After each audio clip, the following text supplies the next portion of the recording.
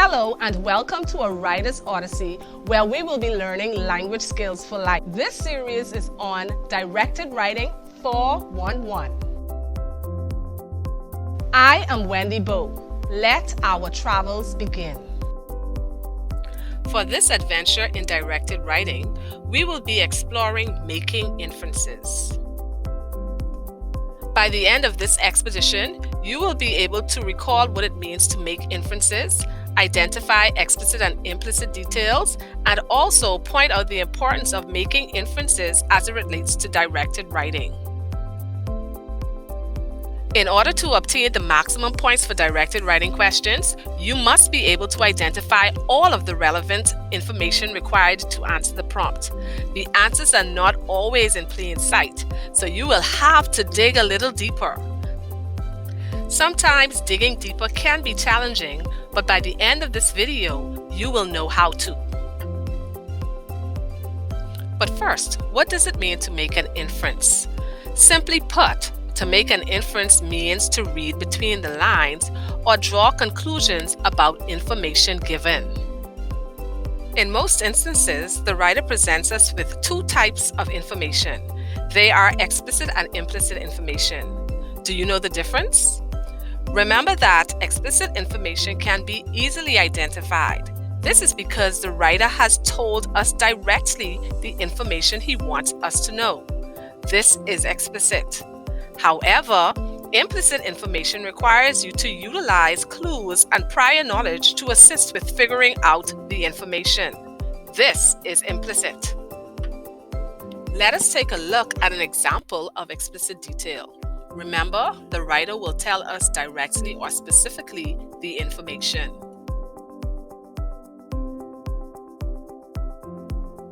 Here's the prompt. What does the writer tell us explicitly about how Sarah felt about her encounter with the pigs? As the Exuma pigs eagerly swam towards Sarah, she dashed out of the water because she was afraid. Remember that before you can find information, you must know what information you are looking for. So pay attention to the prompt of the question.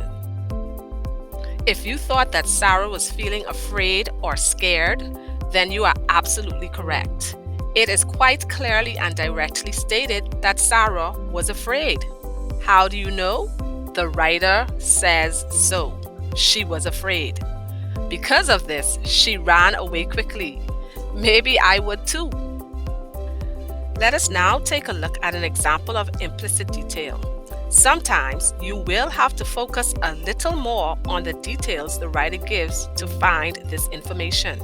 Remember, we are looking closely at the clues and using what we already know. Here's the second prompt. Can you tell what is implied about Sarah's character here? Don't forget to focus on what the question is asking you to write about. This will help you to locate the details that you need in order to answer the question. As the playful pigs pranced towards her, Sarah panicked, screamed, and scurried away as fast as her spindly legs could carry her. What conclusions have you drawn about Sarah's personality? If you said that Sarah is scary, you are correct. But how did you make that connection? The writer didn't tell us directly. Okay, let's look at the details in the passage. The writer tells us that Sarah cried out and then quickly ran away, even though the animals are described as playful. The writer tells us that the pigs pranced toward her, and both the words playful and prance have positive and pleasant connotations. So, it can be inferred that the animals were not dangerous and that she had nothing to fear. This evidence confirms that she is scary. Let us take a look at our final example of implicit information.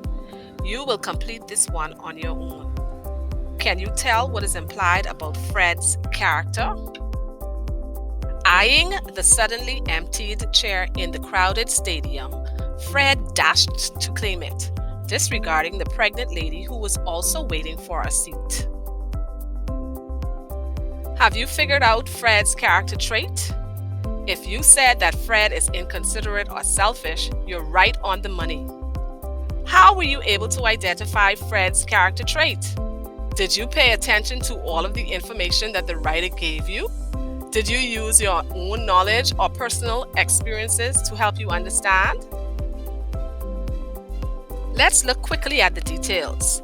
They imply or point towards the fact that Fred is selfish because he disregarded the pregnant woman's need to have a seat over his own. You are able to make this inference because our prior knowledge tells us that pregnant women should not have to stand for too long, and it is usually good etiquette for men to give up their seats for women. Fred paid no attention to this and did not hesitate to claim the seat. All of this evidence proves that Fred is indeed selfish.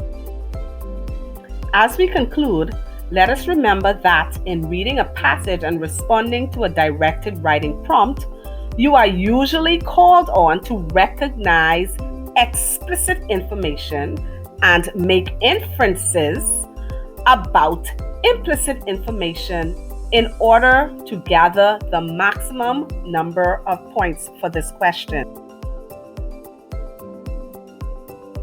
And just like that, we've come to the conclusion of our third series on directed writing 411. Go and practice. See you on our next expedition of A Writer's Odyssey, where you will be given the 411 of directed writing.